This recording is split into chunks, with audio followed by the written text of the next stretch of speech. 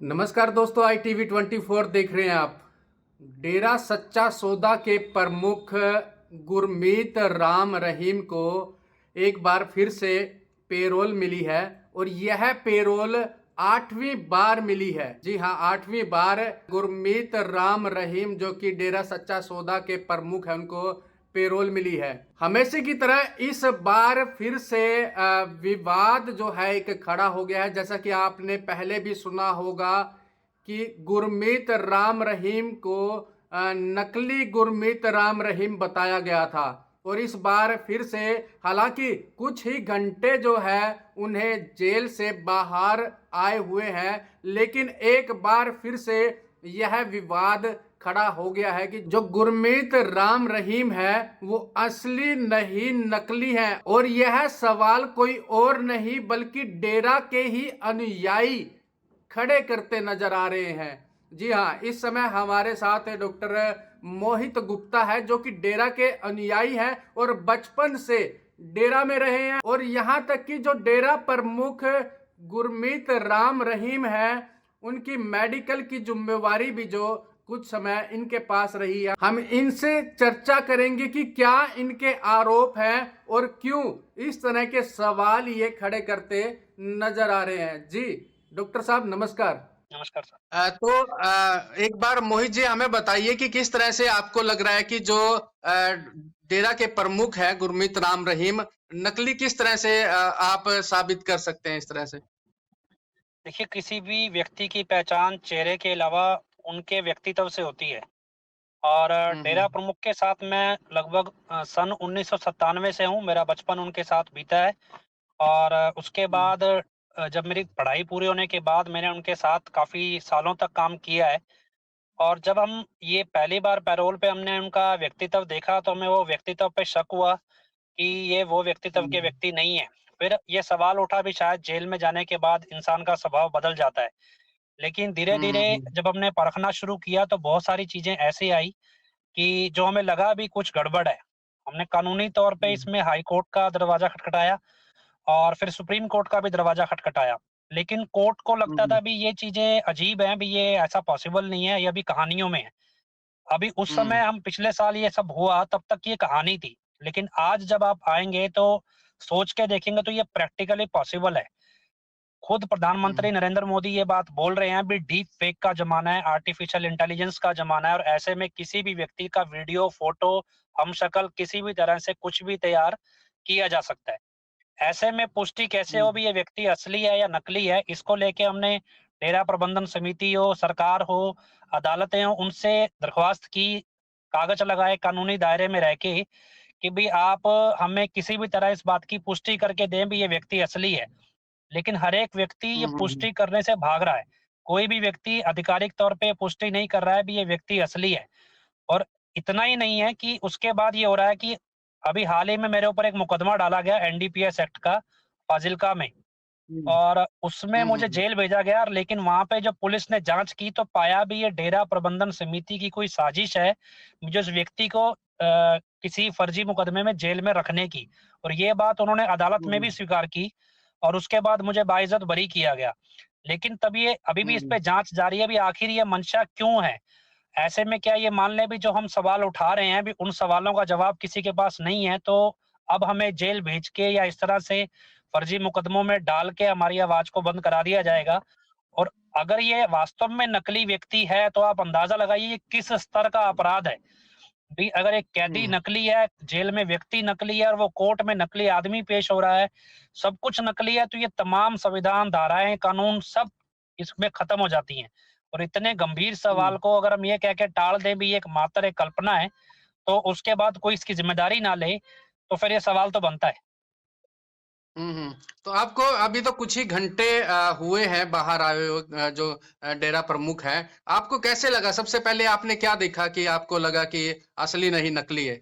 देखो पहले हमारे सवाल और थे लेकिन हाल ही में मैं खुद जेल में रह के आया हूँ, तो जेल में क्या है कि किसी भी कैदी की पहचान उसके सिग्नेचर से नहीं होती है, उसके थंब इम्प्रेशन से हम्म। होती है।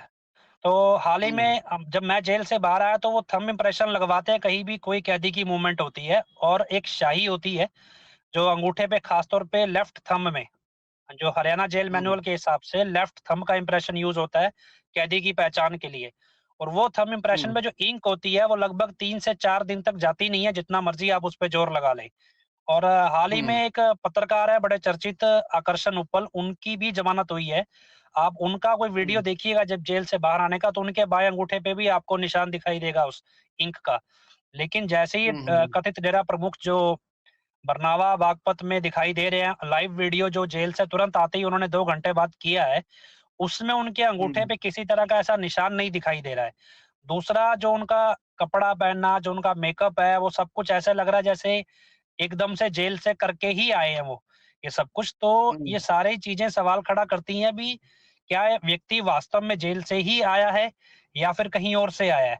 क्या ये वास्तव में डेरा हुँ, प्रमुख है भी या नहीं है? तो ये सवाल का हुँ, जवाब हुँ, अगर जेल प्रशासन इससे भागता है, बागपत प्रशासन भागता है, सरकार अदालतें भाग रही हैं, तो ज़ाहिर-सी बात है शक तो बढ़ता ही है। हुँ, हुँ, हुँ। जैसा कि हमें पता चला कि आप बचपन से ही डेरा में हैं।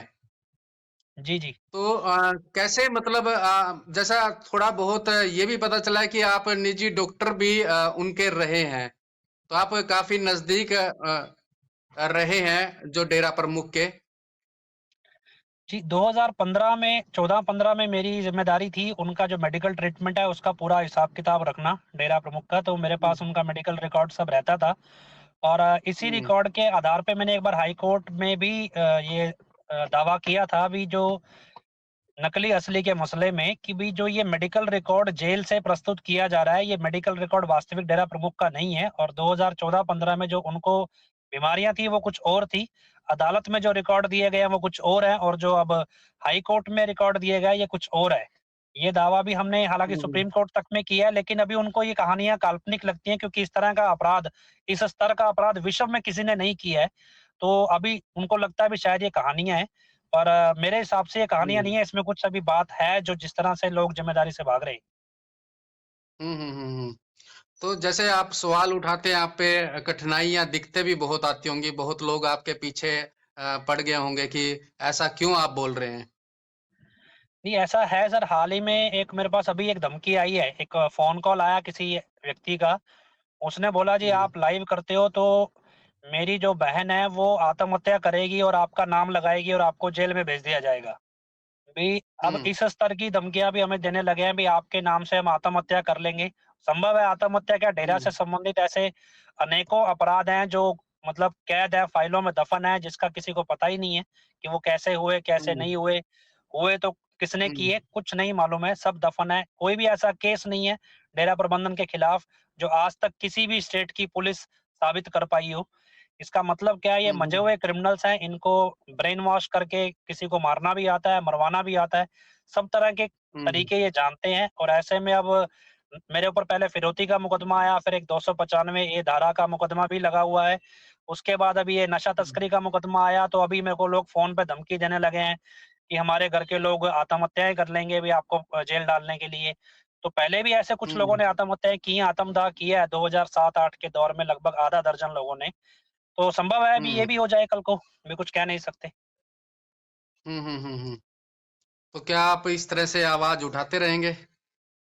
देखिए, सच की जीत और सच की जो पहचान है वो ईश्वर करता है और हुँ, अदालतें और सरकारें फैसले सुनाती हैं और उन हुँ, फैसले सिर्फ़ उस सच और झूठ की लड़ाई का सबूत होते हैं, कि कौन बुराई के साथ हुँ, था और कौन अच्छाई के साथ था। इंसाफ तो हुँ, न्याय हुँ, तो हुँ, ईश्वर करता है, फैसले हुँ, हुँ, होते रहेंगे, जब सच सामने आएगा, तब ये भी पता चलेगा अभी हुँ, बुराई का साथी कौन था और अच्छाई का साथी कौन था। हुँ, हुँ, हुँ, हुँ। तो ठीक है डॉक्टर साहब हम आपके साथ फिर से जुड़ेंगे और फिर इस विषय पर कई अन्य विषय भी लेकर आपसे चर्चा करेंगे। जब तक के लिए धन्यवाद। जी, शुक्रिया।